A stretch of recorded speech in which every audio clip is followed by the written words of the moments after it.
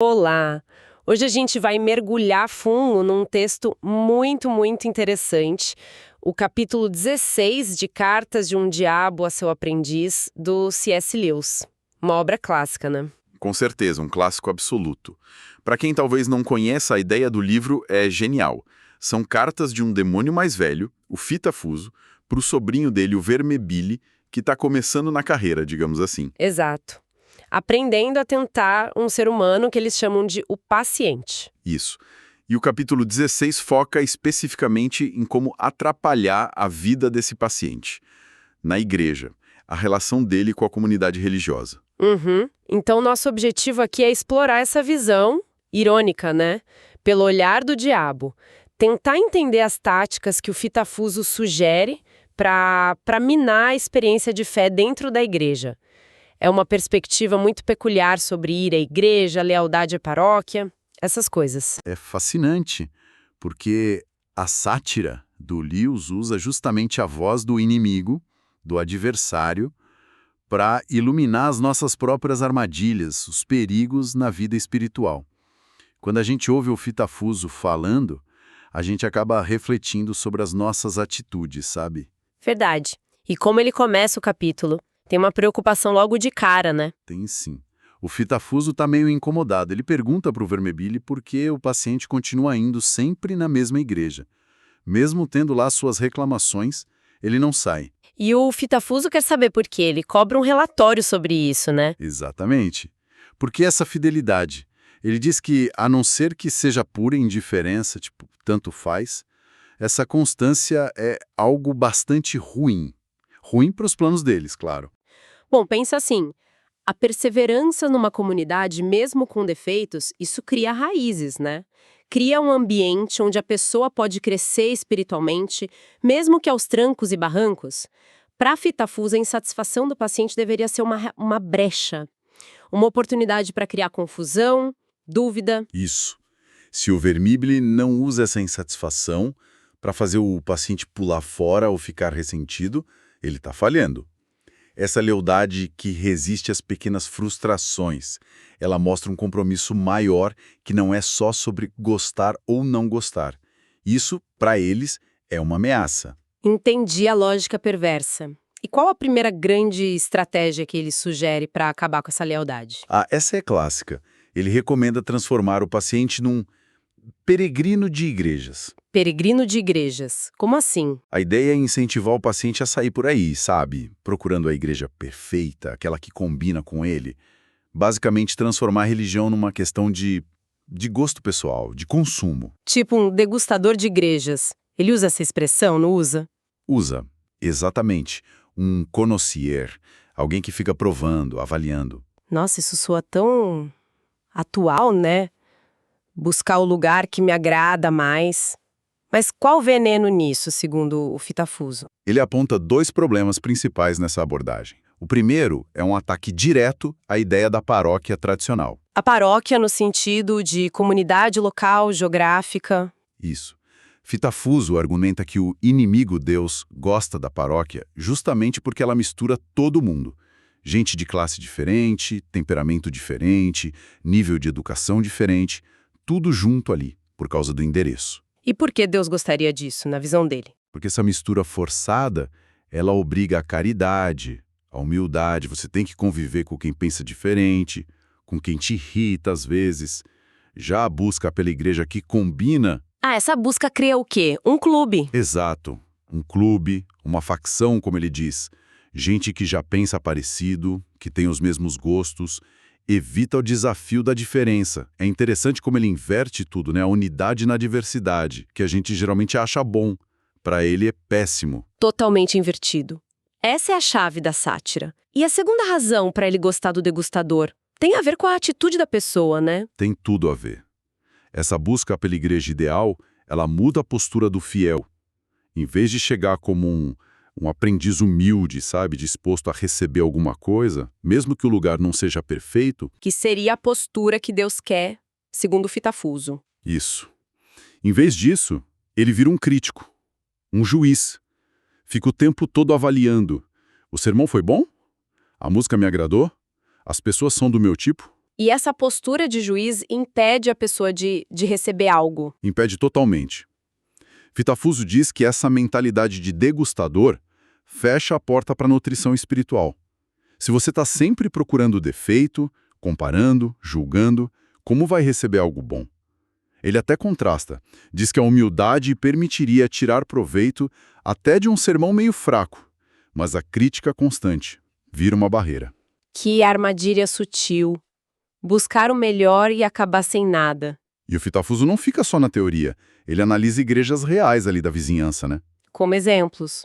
Analisa duas, como se fossem potenciais destinos para esse paciente degustador. Vamos ver a primeira. Como ela é? A primeira tem um vigário, o Pelico.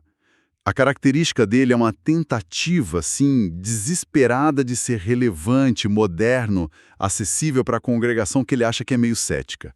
E nessa tentativa ele acaba... Acaba esvaziando a própria fé. Fitafuso acha quase engraçado. O vigário diluiu tanto a doutrina que agora ele mesmo parece chocado com a própria falta de convicção. E os fiéis mais antigos ficam, tipo, sem entender nada. Nossa. E na prática, no culto, como isso aparece? Fitafuso dá um exemplo concreto.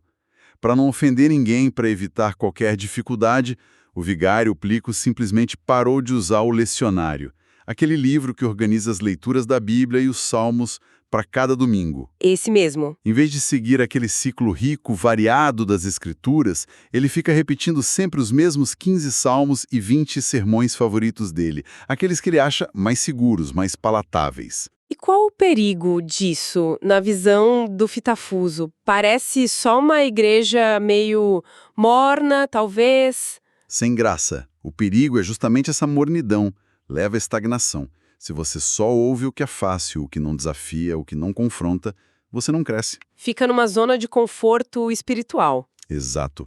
Uma fé domesticada, previsível, não inspira grandes paixões nem para um lado nem para o outro. E para o Fitafuso, isso é ótimo. Uma alma parada não vai na direção do inimigo. Mas ele até pondera, sabe? Diz que talvez o paciente atual não seja tolo o bastante para se contentar com algo tão aguado. Talvez precise de algo com mais tempero. Mesmo que seja um tempero problemático. E isso nos leva à segunda igreja, a do Padre Spike. Essa figura parece bem diferente. Muito diferente.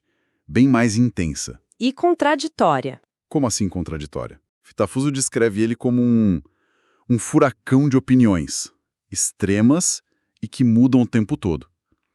Uma hora ele está quase comunista, na outra defende uma teocracia quase fascista. Nossa. Num dia ele ama a lógica dos filósofos medievais, no outro ele despreza a razão e só fala de sentimento. Uma hora está metido até o pescoço em política, na outra prega que a igreja não tem nada a ver com política. É errático. Aqui a coisa fica interessante mesmo. Como o Fitafuso explica essa montanha-russa? Deve ter uma lógica ali por baixo para ele. Tem. A análise dele é afiada. Ele diz que o fio que liga tudo isso, essa confusão toda, é uma coisa só: ódio. Ódio de quê ou de quem? Um ódio profundo pela geração dos pais dele, pela geração anterior, por tudo que ela representa. Qualquer coisa que essa geração gostasse ou entendesse, o Padre Spike automaticamente rejeita. O prazer dele, segundo o Fitafuso, é chocar, entristecer, humilhar essa figura dos pais. Que coisa! E ele ainda aponta uma desonestidade, né? Sim. Diz que quando o Spike fala o ensinamento da igreja na verdade ele está só repetindo algo que leu semana passada num livro moderno qualquer, mas apresenta como se fosse a tradição inteira. Olha, parece o cenário perfeito para o diabo agir, né? Um padre movido a ódio, cheio de contradição, mas aí o Fitafuso fala de um defeito fatal. O que seria isso? E aqui vem o pulo do gato, que revela muito sobre a mentalidade demoníaca. O defeito fatal do Padre Spike, pro Fitafuso, é que, apesar de tudo isso, do ódio ou da confusão, ele realmente acredita. Como assim? Mesmo com tudo isso? Sim. Lá no fundo, por mais distorcida que seja a fé dele, existe uma convicção genuína. Ele acredita em Deus, na verdade do cristianismo. E isso, pro Fitafuso, é um risco gigantesco. Mas por quê? Não seria melhor para eles um padre cheio de ódio? É contraintuitivo, né? Mas pensa, a fé autêntica, mesmo misturada com coisa ruim, ainda tem uma faísca da verdade divina. E essa faísca pode, a qualquer momento, acender e queimar os planos deles. Quer dizer, então, que pro Fitafuso, a fé morna e sem graça do vigário Plico é, no fim das contas, mais segura para eles do que a fé fervorosa, mesmo que toda torta e cheia de ódio do padre Spike? Exatamente. A apatia, a indiferença, a fé só de nome. Isso é o ideal para eles. A alma está dormente, não oferece resistência. Agora, a fé real, mesmo problemática como a do Spike, ainda está viva, ainda está conectada com a realidade espiritual. Por isso é mais perigosa. Entendi. O ódio é útil, mas a crença genuína que vem junto é um risco que eles preferem evitar. A indiferença é sempre melhor. Sempre, do ponto de vista deles, claro. Essa análise das duas igrejas é muito, muito rica. Mas o Fitafuso não aposta tudo em fazer o paciente sair da igreja dele, né? Tem um plano B caso ele fique, uma tática para usar dentro da comunidade. Tem sim. Se não der para transformar o paciente num turista religioso, a segunda opção é fomentar o partidarismo lá dentro. Partidarismo, criar grupinhos, facções. Isso. A ideia é fazer ele se apegar muito, não à fé como um todo, ou à comunidade inteira, mas a um grupo específico, um partido dentro da igreja. E que tipo de divisão ele quer explorar? Ele parece ter preferências claras sobre o motivo das brigas, né? Tem, e é muito específico. Ele instrui o Vermibile a não focar a briga nas doutrinas principais da fé. Isso não. A indiferença sobre o essencial é até boa para eles. Então, onde ele quer que a briga aconteça? Nas coisas secundárias, nas práticas, nos costumes, nas tradições locais, nas superficialidades. É aí que o ódio e a hostilidade florescem melhor, segundo ele. Ele dá exemplos disso? Não dá. Lembro de algo sobre as palavras usadas. Dá sim. Ele fala com um prazer meio sádico do ódio que pode surgir entre quem fala missa e quem fala santa comunhão. E o mais irônico, ele diz, é que muitas vezes nenhum dos lados entende direito a teologia por trás das palavras. Ele até cita teólogos importantes, Hooker, Thomas de Aquino, só para mostrar como a briga é sobre a palavra, não sobre o conteúdo. E também sobre coisas visuais, rituais. Exato. Velas, roupas do padre, se ajoelha ou não ajoelha, coisas completamente irrelevantes, ele diz. É aí que a divisão pega fogo. Mas por que justo as coisas irrelevantes são tão boas para criar briga e ódio? Não parece fazer sentido. É que, justamente por não serem essenciais, as pessoas se sentem mais livres para ter opiniões fortes, para defender suas preferências como se fossem a única verdade. Vira uma questão de gosto, de teimosia, de orgulho do meu jeito de fazer as coisas. Ah, entendi. Não é sobre a fé em si, é sobre o meu grupo, a minha tribo. Exatamente. Fitafuso até lembra, com desprezo, claro, do que o apóstolo Paulo ensinava sobre coisas secundárias, como a comida sacrificada a ídolos lá na igreja primitiva. Paulo falava para ter caridade, né? Quem se sentia livre para comer, a consciência forte, devia respeitar quem se escandalizava, a consciência fraca. Isso. A caridade em primeiro lugar.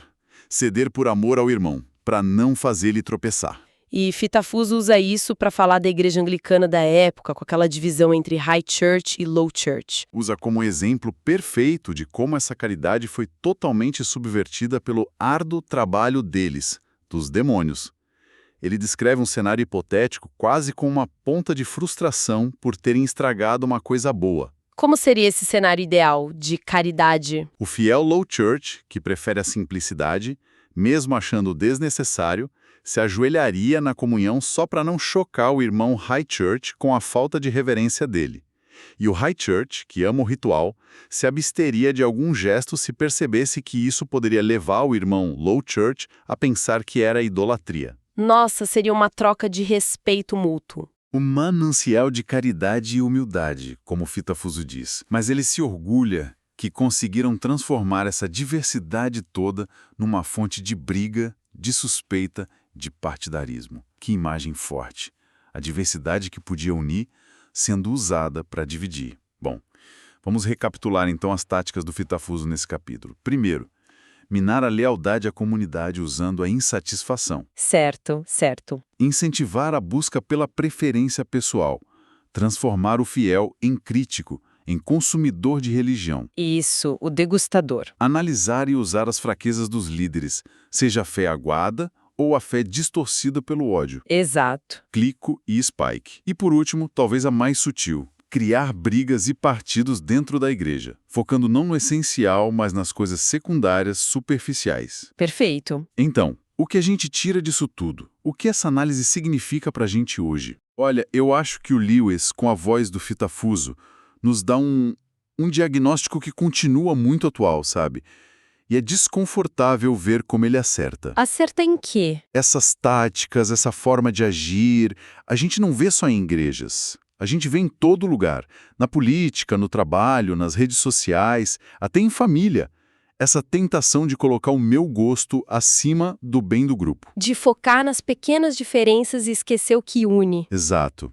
De transformar qualquer diversidade em tribalismo, em briga. Isso é muito humano, infelizmente. Fitafuso só descreve como explorar essas nossas fraquezas. Transcende muito o contexto religioso original, então. Com certeza. E levanta uma questão importante, que o Lewis deixa no ar para a gente pensar.